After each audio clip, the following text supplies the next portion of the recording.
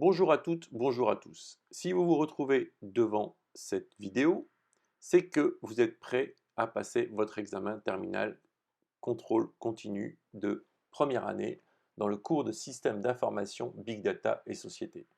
Je vous invite à lire très attentivement les instructions avant de démarrer votre test. Restez calme, lisez clairement ces instructions. Vous aurez 20 questions en mode QCM, questions à choix multiples, avec soit une réponse unique, soit une réponse multiple. Vous aurez 40 minutes pour faire ces 20 questions, soit 2 minutes par question. J'insiste sur un point très important. Vous devez appuyer sur le bouton Vérifier pour chacune des réponses que vous donnerez à chaque question. Les questions vont défiler les unes après les autres. Vous allez y répondre. Vous pouvez suspendre la réponse et passer à d'autres questions, mais le rendu définitif de chaque question se fera en appuyant sur le bouton Vérifier. Si vous n'avez pas appuyé sur le bouton Vérifier, on considérera que vous avez gardé cette question en brouillon et que vous n'avez pas voulu y répondre. Vérifier, c'est rendre la question. Tout à l'heure, on verra comment rendre sa copie, mais avant cela, il faut rendre la question. C'est un plus, ça vous permet de réfléchir, ça vous permet d'attendre un petit peu, ça vous permet de vous poser, mais il faut à un moment que toutes les questions soient répondues les unes après les autres. C'est un moment très important. Quand on est prêt, quand on a bien respiré, on démarre la tentative. En appuyant sur le bouton, on voit le questionnaire apparaître. La première question apparaît et vous avez une série de réponses. Si c'est des petits ronds, c'est que c'est un choix unique. Si c'est des petits carrés, c'est qu'on attend de vous un choix multiple. Vous répondez à la question. Et juste en dessous, il y a un bouton Vérifier. Cette vérification est le rendu. Vous pouvez suspendre le rendu. Vous pouvez décider de ne pas rendre tout de suite la question et de passer aux questions suivantes, voire, si le délire vous en prend, de répondre d'une façon très aléatoire. Je ne vous le conseille pas. Mais regardez, en passant à la deuxième question, je vois que la première question n'a pas été validée. Et donc si cette première question n'a pas été validée, là, la deuxième question est validée, donc ça fonctionne parfaitement. Mais vous voyez que la première question n'a pas été validée. Et donc là, vous n'avez rendu que la question 2.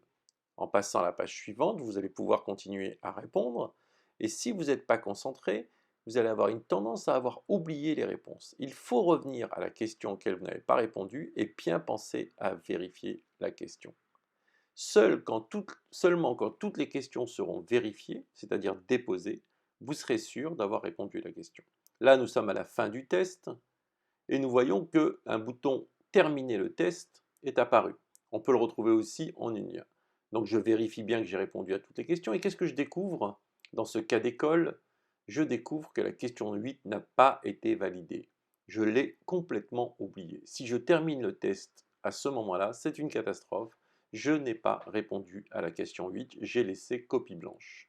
Donc il va falloir cliquer sur les réponses qui manquent avant d'appuyer, et ça c'est très important sur terminer le test, répondre à la question, appuyer sur vérifier et de nouveau constater que toutes mes questions ont été répondues. Une fois que j'ai terminé, évidemment, je ne vais pas attendre à la fin pour tout vérifier, ça serait une catastrophe, vous risquez de manquer de temps. Donc une fois que j'ai vérifié, je découvre qu'en effet j'ai bien terminé toutes mes questions, c'est un état, et je peux enfin tout envoyer et terminer. J'ai bien vérifié que j'ai bien terminé toutes mes questions avant d'appuyer sur ce bouton. Il y a assez de sécurité pour ne pas vous trouver d'excuses et pour ne pas dire que vous avez oublié de répondre à une question. C'est impossible, ça a été prévu pour ça. Donc il y a triple confirmation, vous appuyez et vous avez un bilan de votre questionnaire. Vous n'aurez pas les notes tout de suite, mais vous pouvez faire un imprime écran, faire un imprime PDF si vous avez la fonction sur Mac par exemple. Vous pouvez garder ça à titre d'attestation si vous le voulez, mais normalement il n'y a aucun problème, nous avons la copie. Si vous êtes arrivé à ce niveau-là, c'est que vous avez terminé votre questionnaire. Il suffit juste d'appuyer sur terminer la relecture, et ça c'est encore très important, c'est une autre validation, et vous revenez à l'écran, et c'est seulement là que vous avez la preuve que vous avez terminé votre questionnaire.